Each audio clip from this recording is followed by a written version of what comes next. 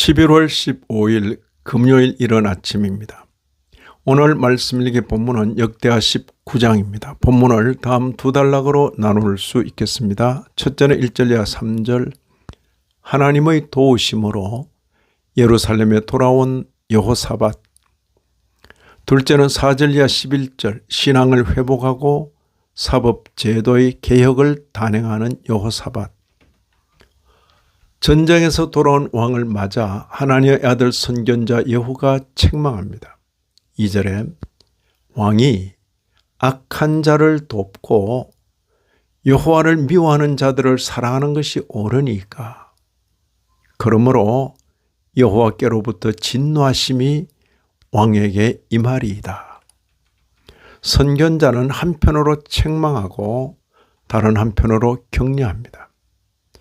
책망은 귀하긴 하지만 책망만 하게 되면 기가 죽게 됩니다. 3절에 그러나 왕에게 선한 일도 있으니 이는 왕이 아세라 목상들을 이 땅에서 없애고 마음을 기울여 하나님을 찾음이니이다.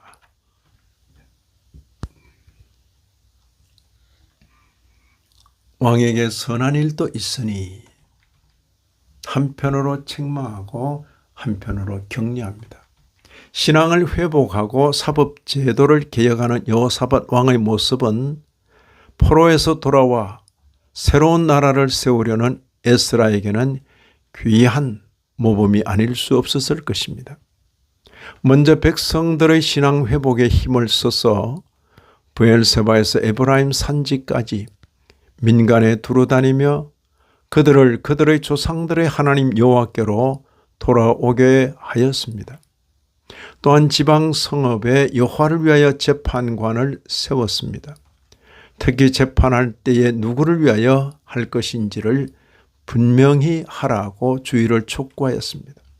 6절 보시면 너희가 재판하는 것이 사람을 위하여 할 것인지 여호와를 위하여 할 것인지를 잘 살피라. 너희가 재판할 때에 여호와께서 너희와 함께 하심이니라. 이처럼 재판은 하나님의 일입니다. 재판관들이 하나님의 일을 위임받아 공의를 세우는 일입니다. 9절 보시면 여호사밧은 예루살렘에 재판관을 임명하고 훈시합니다. 9절에 너희는 진실과 성심을 다하여 여호와를 경외하라.